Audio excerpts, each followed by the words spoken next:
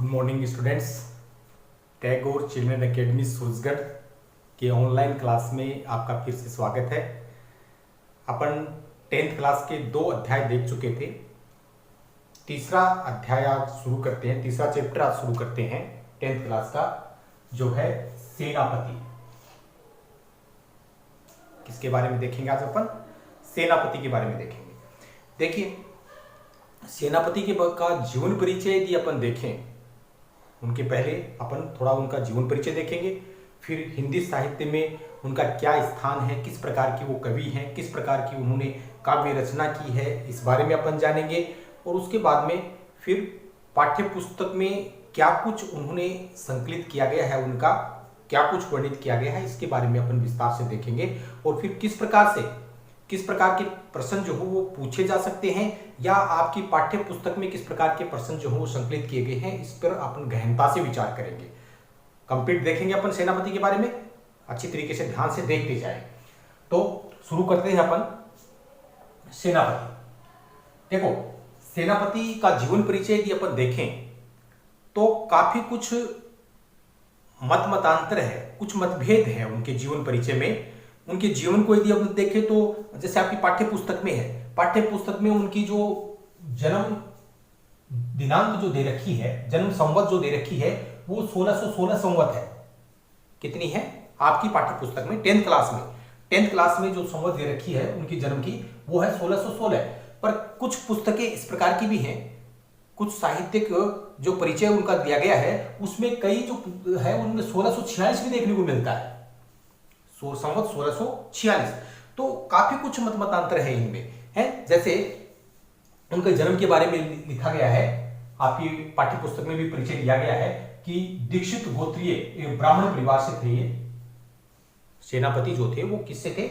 दीक्षित गोत्रीय ब्राह्मण परिवार से थे, है। इनके पिता का नाम जो था वो गंगाधर दीक्षित, और इनके पितामह है, इनके दादाजी का जो नाम था वो था परशुराम दीक्षित, ठीक है ना। इनके गुरु जो उनका नाम मिलता है हीरामणि दीक्षित, हीरामणि दीक्षित जो है वो इनके गुरु का नाम है। और इनका नाम जो है सेनापति है। तो कुछ विद्वान इस प्रकार का मत रखते हैं कि सेनापति उनका कोई नाम नहीं था, सेनापति उनका नाम नहीं था, उनका मूल नाम क्या था इसके बारे में कोई जानकारी नहीं है। ऐसा माना जाता है कि ये जो सेनापति है ना, ये उनकी उपाधि या फिर उनका पदनाम है या फिर उनका उपनाम है। सेनापति जो है ये उनकी उपाधि है या उनकी कोई पदवी है, ठीक है ना, ये उपनाम है सेनापति। इनका मूल नाम क्या था इसके बारे में हिंदी साहित्य में कोई जानकारी नहीं है, ठीक है ना। सेनापति उपनाम मानते हैं इनका। और एक सबसे बड़ी बात जो अपन इनकी देखें वो क्या, कि ये रीतिबद्ध कवि हैं। जैसे अपन ने बिहारी को जब देखा था तब मैंने उनको आपको बताया था, 12th क्लास में बिहारी था, उसमें 12th के उस वीडियो में आप उसमें देखोगे तो मैंने बताया था आपको। जैसे इसमें अपन देखें रीतिबद्ध, कि रीति काल के 3 प्रकार के कवि हुए। रीति काल में 3 प्रकार के कवि हुए, एक तो रीतिबद्ध कवि, एक रीति सिद्ध कवि और एक रीति मुक्त कवि। थोड़ा सा संक्षिप्त रूप में देखने का प्रयास करो इसको। रीति काल के 3 प्रकार के कवि हुए, रीतिबद्ध, रीति सिद्ध और रीति मुक्त। ये 3 प्रकार के जो कवि हुए रीति काल में। रीतिबद्ध का मतलब क्या था? रीतिबद्ध के कवि वो थे कि जो रीति काल की जो विशेषताएं थी, या जिसके कारण से जिस रीति काल को रीति काल कहा जाता है, वो सभी विशेषताएं उनके काव्य में देखने को मिलती है। रीतिकाल को रीतिकाल कहा जाता है, या उसकी प्रमुख जो विशेषता है रीतिकाल की वो क्या है, कि उसमें लक्षण ग्रंथों का निर्माण किया गया है। छंद है, अलंकार है, रस है, ठीक है ना, शब्द शक्ति है, रीति है, गुण है, मतलब उनकी परिभाषा, उनके लक्षणों को चित्रित करने वाले जो काव्य हैं उनको क्या किया गया, निर्मित किया गया रीतिकाल में। तो इस प्रकार के कवि जो लक्षण ग्रंथों का जो निर्माण कर रहे थे, जो लक्षण ग्रंथों का क्या कर रहे थे, निर्माण कर रहे थे, ऐसे कवियों को नाम दिया गया क्या, रीतिबद्ध, ठीक है ना। और जो लक्षण ग्रंथों का जिन्होंने नाम तो नहीं, रचना तो नहीं की, लक्षण ग्रंथों की रचना तो नहीं की, पर वो उन्होंने जब साहित्य रचना की ना, तब वो जो बातें हैं उनके दिमाग में रही, या उनको ध्यान में रख करके उन्होंने साहित्य का निर्माण किया। उनको ध्यान में रख करके उन्होंने क्या किया, साहित्य का निर्माण किया। जैसे बिहारी हैं, उनके काव्य में लक्षण ग्रंथों का उन्होंने निर्माण तो नहीं किया, पर अलंकारों की ये इस प्रकार की परिभाषा के रूप में उन्होंने उसको चित्रित किया है। जैसे उनके हर एक जो दोहा है ना, वो अलंकारों के परिभाषित रूप में जो हो क्या किया जा सकता है, प्रयोग में लिया जा सकता है। तो वैसे जो कवि थे वो रीति सिद्ध, इसमें बिहारी जो हो प्रमुख है। रीति मुक्त जो है मतलब जिन्होंने उन परंपराओं का पालन नहीं किया, न तो उन्होंने लक्षण ग्रंथों का निर्माण किया और न ही उसको दिमाग में रख करके, ध्यान में रख करके उन्होंने साहित्य का निर्माण किया, बल्कि वो उन्होंने अलग ही तरीके से साहित्य रचना की।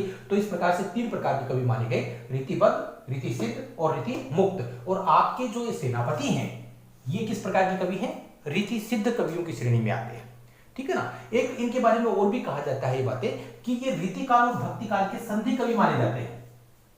रीतिकाल और भक्तिकाल, बच्चों देखो थोड़ा संक्षिप्त रूप में मैं बता रहा हूं आपको, अभी विस्तार से आपको जानने की जितनी आवश्यकता नहीं, क्योंकि अभी 10th क्लास में ही हैं आप, तो थोड़ा संक्षिप्त परिचय में आपको दे रहा हूं कि रीतिकाल और भक्तिकाल 4 काल माने जाते हैं हिंदी साहित्य में। आदिकाल, भक्तिकाल, रीतिकाल और आधुनिक काल। ये जो कवि हैं आपके सेनापति, ये भक्तिकाल और रीतिकाल के संधि कवि माने जाते हैं। मतलब इसमें कुछ जो इनकी रचनाएं हैं ना, इसमें भक्तिकाल के भी अंश देखने को मिलते हैं और रीतिकाल के भी देखने को मिलते हैं। इनके बीच की कड़ी का रूप में यह प्रश्न भी बनता है कि ऐसे कौन से कवि हैं जो भक्तिकाल और रीतिकाल के संधि कवि माने जाते हैं। तो वो कौन से कवि हैं, सेनापति हैं, जो भक्तिकाल और रीतिकाल के संधि कवि माने जाते हैं। ठीक है ना। तो इसमें कुछ जो उनकी रचनाओं में है ना, इसमें भक्तिकाल के कुछ अंश, उसमें उनके राम भक्ति के भी कुछ अंश देखने को मिलते हैं। ज्यादातर उनकी कृष्ण भक्ति जो है ना, वो देखने को मिलती है।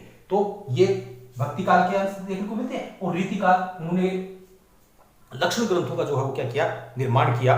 दरबारी कवि थे वो, दरबारी, अनेक दरबारों से संबंध था उनका, दरबारी कवि थे, तो उनके इस प्रकार की काव्य रचना उन्होंने की है। उनका जो साहित्य है उसमें जो भाषा प्रयुक्त हुई है वो साहित्यिक ब्रज भाषा का उन्होंने प्रयोग किया है। साथ साथ में साहित्यिक ब्रज भाषा का तो अच्छा ज्ञान उनको था ही, भाषा की अच्छी पकड़ उनको थी ही, साथ में बीच बीच में उन्होंने फारसी शब्दों का प्रयोग भी उनके काव्य में देखने को मिलता है। ठीक है ना, ये सब देखने को मिलता है। उनका जो काव्य गुण, उनके काव्य का जो काव्य गुण है, उनका संपूर्ण काव्य यदि अपन देखें ना, तो प्रमुखता उनके काव्य में देखने को मिलती है किसकी, प्रसाद और ओज गुण की। प्रसाद और ओज, अब मैं बताऊं आपको इस प्रकार से कि प्रसाद और ओज जो गुण है, गुण मतलब क्या क्या होता है, 3 होते हैं गुण। बच्चों कितने गुण होते हैं, 3। कौन कौन से, प्रसाद, ओज और माधुर्य। प्रसाद गुण के सहजता से थोड़ा सा इतने समझ लो आप, तो प्रसाद गुण मतलब जो सहज सरल जो रचना होती है। कैसी रचना होती है, जो सहज सरल रचना होती है, या हम ये कहें कि जो आसानी से क्या जाए, समझ में आ जाए, सरलता से समझ में आ जाए, या हम ये कहें कि पढ़ते ही जिसका अर्थ जो हो क्या हो जाए, ग्रहण हो जाए। ऐसी जो रचनाएं होती हैं उसमें कौन सी गुण माना जाता है, काव्य का प्रसाद गुण माना जाता है। माधुर्य गुण जो सरस रचनाएं, कर्णप्रिय रचनाएं होती हैं, मतलब जो हमारे हृदय के अंदर मधुर भाव जागृत करती हैं, ऐसी रचनाएं जो सुनने में अच्छी लगती हैं, सुंदर लगती हैं, बार बार पढ़ने को मन करता है, ऐसी जो रचनाएं होती हैं उनमें कौन सा गुण होता है, माधुर्य गुण होता है। और काव्य का ओज जो गुण होता है ना, ओज गुण जो देश प्रेम से संबंधित जो कविताएं होती हैं, देशभक्ति की जो कविताएं होती हैं, ठीक है ना, जिनसे हमारे हृदय में उत्साह का भाव जागृत होता है, कुछ करने के लिए हम तैयार होते हैं, तत्पर होते हैं, हमारी भुजाएं फड़कने लगती हैं, वीर रस की जो कविताएं होती हैं, उनमें कौन सा गुण होता है, ओज गुण होता है। ठीक है ना। तो इनकी जो रचनाएं है ना, उनमें प्रमुखता देखने को मिलती है किसी, प्रसाद और ओज गुण की, प्रसाद और ओज गुण की, पर कहीं कहीं माधुर्य गुण भी इनकी रचनाओं में देखने को मिलता है। अलंकार विशेष रूप से तो इन्होंने लगभग बहुत से अलंकारों का इन्होंने प्रयोग किया है, पर श्लेष अलंकार के बहुत ही प्रसिद्ध कवि, माने हुए कवि माने जाते हैं। श्लेष अलंकार का मतलब इनके जो शब्द अर्थ है ना, वो एक से अधिक निकलते हैं। जैसे आपके जो इसमें संकलित किया गया ऋतु वर्णन, ऋतु वर्णन में एक बहुअर्थी शब्दों का बहुत अधिक प्रयोग इसमें देखने को मिलता है। बहुअर्थी मतलब अनेक अर्थ निकले, ऐसे शब्दों का प्रयोग इसमें देखने को मिलता है। तो श्लेष अलंकार के बहुत ही माने हुए विद्वान ये माने जाते हैं सेनापति। ठीक है ना। सेनापति के बारे में खुद ये स्वयं अपने बारे में ये कहते हैं कि सेनापति सोई सीतापति के प्रसाद जाकी, सब कवि कांत सुनत कवियत है। अपने बारे में ही कहते हैं ये कि सेनापति सोई, कि सेनापति वह है कौन, सीतापति के प्रसाद जाकी, जिनके ऊपर प्रभु श्री राम की अत्यधिक कृपा है। प्रभु श्री राम की अत्यधिक क्या है, जिनके ऊपर कृपा है। और सब कवि कान दे सुनत कवि थे, इसके कारण से सभी कवि जो है ना उनकी कविताओं को ध्यान से सुनते हैं। क्यों क्यों क्यों सुनते हैं? क्योंकि उनके ऊपर प्रभु श्री राम की अत्यधिक क्या है, कृपा है। तो भक्ति काल मैंने बताया ना कि भक्ति काल और रीति काल दोनों के संधि कवि माने जाते हैं। तो राम भक्ति शाखा के राम भक्ति का भी प्रभाव इनके अंदर देखने को मिलता है और कृष्ण भक्ति का प्रभाव भी इनके अंदर देखने को मिलता है, दोनों का मिश्रण। और रीति काल तो है ही, पर यदि निष्कर्ष रूप में यदि इनको कहा जाए, यदि ये कहा जाए ना कि रीति काल और भक्ति काल के संधि कवि हैं, तो संधि कवि हैं, पर यदि ये कहा जाए कि फिर भी ये किस काल के कवि हैं, तो फिर हम ये मानेंगे कि वो रीति काल के कवि हैं। किस काल के? रीति काल के कवि हैं। और रीति काल में भी किस प्रकार के कवि हैं? वो रीति सिद्ध कवि हैं ये, ठीक है ना। इनका साहित्य यदि अपन देखें, साहित्य देखें तो इनकी दो साहित्य रचनाएं मिलती हैं, एक तो काव्य कल्पद्रुम और एक कवित रत्नाकर। काव्य कल्पद्रुम और एक कवित रत्नाकर। ये काव्य कल्पद्रुम जो है ना वो आज उपलब्ध नहीं है इनकी रचना, पर ऐसा माना जाता है कि काव्य कल्पद्रुम जो है ना वो इनका एक लक्षण ग्रंथ रहा होगा, जिसमें अनेक प्रकार के काव्य अवयवों पर उन्होंने लक्षणों का क्या किया, निर्माण किया, ऐसा माना जाता है। तो ये हम कह सकते हैं। और कवित रत्नाकर जो है ये इनकी जो रचना उपलब्ध है और इसमें 5 तरंग हैं इनकी, प्रमुख रूप से 5 तरह का वर्णन इनमें किया गया है, जो प्रमुख रूप से भक्ति की तरंग भी देखने को मिलती है, ऋतु वर्णन भी देखने को मिलता है, नायिका भेद भी इसमें देखने को मिलता है। तो ये सब बातें जो है ना प्रमुखता से इसमें देखने को मिलती है। तो भक्ति और षड ऋतु वर्णन ये, और ऋतु वर्णन का भी इनमें जो देखने को मिलता है ना, ऋतु वर्णन जैसे अपन देखेंगे ना तो ऋतु वर्णन जो है वो उनका उद्दीपन रूप में प्रयुक्त नहीं हुआ, बल्कि आलम्बन रूप में प्रकृति का चित्रण किया है उन्होंने। किस रूप में? आलम्बन रूप में प्रकृति को एक विषय बनाया है, प्रकृति को विषय बनाकर के उन्होंने चित्रित किया है। अलंकार संप्रदाय का उन्होंने अनुसरण किया है और इनकी जो भाषा है वो परिमार्जित और शुद्ध भाषा, सरल भाषा, भाव गांभीर्य जो है उनके काव्य में देखने को मिलता है। ये सब बातें, अनेक दरबारों से जुड़े हुए कवि थे, जिसके कारण से दरबारी काव्य रचना का प्रभाव भी इनके अंदर देखने को मिलता है। और अंतिम जो समय था ना, इनका जो अंतिम समय था, ऐसा माना जाता है कि अंतिम समय में ये सब कुछ छोड़ करके सन्यासी बन गए थे और जाकर के यह वृंदावन में इन्होंने क्या कर लिया था, निवास कर लिया था। तो ये इनका थोड़ा सा संक्षिप्त परिचय जो है वो है। आप अच्छी तरीके से इसको याद करोगे। यदि सेनापति का परिचय यदि आपसे पूछा जाता है तो इस वीडियो को आप अच्छी तरीके से देखोगे तो इस प्रश्न को आप आराम से, आसानी से कर दोगे, कोई किसी प्रकार की दिक्कत नहीं होगी। अब देखिए आपकी पाठ्य पुस्तक पर आते हैं अपन। पाठ्य पुस्तक जो सेनापति का जो यहां पर दिया गया है आपका, वो ऋतु वर्णन, क्या किस शीर्षक लिया गया है? ऋतु वर्णन शीर्षक से लिया गया है। मतलब ऋतुओं का बड़ा ही स्वाभाविक और बड़ा ही सजीव जो चित्र है वो हमारे सामने प्रकट करने का सेनापति जी ने प्रयास किया है। तो सबसे पहले अपन शुरुआत करें उसकी, तो उससे पहले आप संदर्भ लिख लें, क्योंकि व्याख्या यदि करेंगे तो मैंने पहले वीडियो में बताया था आपको 5 स्टेप में व्याख्या करोगे। कई बच्चों ने मेरे को करके बताई भी थी कि पर बहुत से बच्चे जो हैं वो कर नहीं रहे हैं। तो मैं एक बार पुनः आपसे कहना चाहूंगा कि मेरे वीडियोस को आप अच्छी तरीके से देखें, अच्छी तरीके से उनका अध्ययन करें। एक बार जो बात समझ में नहीं आती है 1-2 बार 2 बार देखें, 2 बार कोई दिक्कत नहीं आएगी, आराम से समझ में आ जाएगा सारा सब कुछ, ठीक है ना। तो उसको देखें और व्याख्या जो है वो हर पार्ट से आप करने का प्रयास करें, व्याख्या का अभ्यास करें ज्यादा से ज्यादा। किस प्रकार से? पहले आप व्याख्या करोगे तो सबसे पहले स्टेप नंबर 1 पर आप लिखोगे संकेत है कि कहां से कहां तक आप व्याख्या कर रहे हो। नंबर 2 पर आप लिखोगे संदर्भ। संदर्भ में क्या लिखोगे कि कहां से वो ली गई है, ठीक है, उसका संदर्भ ग्रंथ कौन सा है, उसके शीर्षक का नाम क्या है, कवि का नाम क्या है, ये सब बातें उसमें संदर्भ में आ जाएंगी। प्रसंग 3 नंबर पर प्रसंग में क्या आ गया कि जिसकी आप व्याख्या कर रहे हो उसमें कवि ने क्या बताने का प्रयास किया है, क्या कहने का प्रयास किया। जैसे ऋतु वर्णन है ये, तो कौन सी ऋतु का वर्णन की कर रहा है कवि, किस प्रकार से ऋतु का वर्णन कर रहा है, तो वो जो बातें जो उस पद्य में है जो संकलित किया गया है ना, वो सब बातें जो वो किस में आ जाएंगी, ऋतु वर्णन में, उसमें आ जाएंगी, प्रसंग में आ जाएंगी। नंबर 4 पर आप व्याख्या उसका सरलार्थ करोगे, ठीक है। और नंबर 5 पर आप लिखोगे क्या, विशेष। विशेष जो है ना, विशेष आपका विशेष होना चाहिए, ठीक है। उसमें कवि क्या कुछ बताना चाहता है, उसमें सारा सब कुछ आ जाएगा, सारा निचोड़ आ जाएगा उसका, जिसकी आप व्याख्या कर रहे हो। जिसकी आप व्याख्या कर रहे हो उसमें कैसी भाषा का प्रयोग किया गया है, कैसे अलंकार है, कौन से छंद है, कौन से काव्य गुण है, किस प्रकार की भाषा शब्दों का प्रयोग किया गया है, लोकोक्ति मुहावरे का प्रयोग किया गया है, शैली कैसी है, मतलब जो कुछ भी कवि ने उसमें दर्शाया है निर्माण और कला की दृष्टि से, जो कुछ लिखा है, जो कुछ दिखाया है, वो सारा सब कुछ आप उसमें निष्कर्ष रूप में आप लिखोगे विशेष में। जितना सुंदर, जितना स्वाभाविक रूप से, जितना विशेष आप उसमें लिखते हो, उतना ही एग्जामिनर जो है वो आपसे प्रभावित होता है। तो विशेष को आप अच्छी तरीके से उसमें वर्णित करने का प्रयास करोगे। तो क्या कुछ लिखोगे आप व्याख्या में है, वो आप सबसे पहले आप लिखेंगे इसका संदर्भ लिखो। चलो इस व्याख्या में, इस पाठ से कोई भी यदि व्याख्या करते हो तो संदर्भ जो हो वो ये लिखो। उपयुक्त पद्यावतरण हमारी पाठ्यपुस्तक क्षितिज के पद्य भाग में ऋतु वर्णन शीर्षक से उद्धृत किया गया है। उद्धृत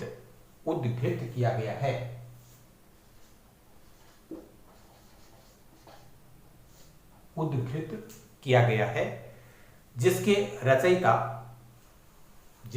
रचयिता महान रीतिबद्ध कवि सेनापति हैं जो उनकी अमर काव्य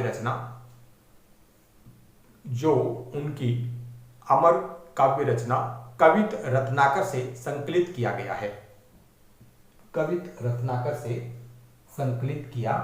है। ठीक है ना। इस पाठ में यदि कहीं से भी व्याख्या आती है तो ये आप इसमें क्या लिखोगे, संदर्भ लिखोगे। प्रसंग में जो पद्य का आपको व्याख्या करनी है उसमें कवि क्या बताने चाह रहा है वो प्रसंग में आ जाएगा। अब व्याख्या सरलार्थ आप करोगे उसका, और फिर आप विशेष में क्या लिखोगे। नंबर 1, विशेष भी दो प्रकार से आपको लिखना है। ठीक है ना, मैंने पहले बताया था आपको, विशेष 2 प्रकार से आपको लिखना है। कैसे 2 प्रकार से, कि एक तो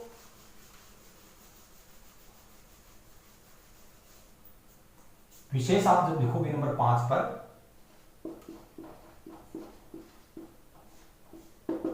विशेष आप लिखोगे ना तो कै लिखोगे आप, यहां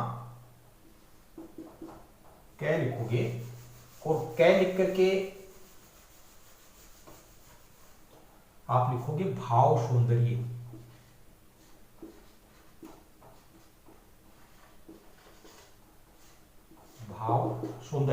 भाव सौंदर्य में क्या आएगा, भाव सौंदर्य में आएगा कि जिसकी आप व्याख्या कर रहे हो, जिस पद्य की आप व्याख्या कर रहे हो उसमें कवि ने क्या बताने का प्रयास किया है, मतलब मूल भाव क्या है कवि का, क्या कहने का प्रयास कर रहा है, इससे संबंधित आप 1 या 2 विशेष आप लिख दोगे। यहां पर आप ये लगा दो पॉइंट। ठीक है ना। भाव सौंदर्य में आप क्या लिखोगे कि जिसकी आप व्याख्या कर रहे हो उसमें कवि क्या बताने का प्रयास कर रहा है, मूल भाव क्या है, रस है तो वो कौन सा है, ये बातें जो है ना वो आप किसमें लिखोगे, भाव सौंदर्य में। फिर यहां क्या लिखा है, यहां आप लिख दोगे खैर, और यहां आप लिख दोगे कला सौंदर्य।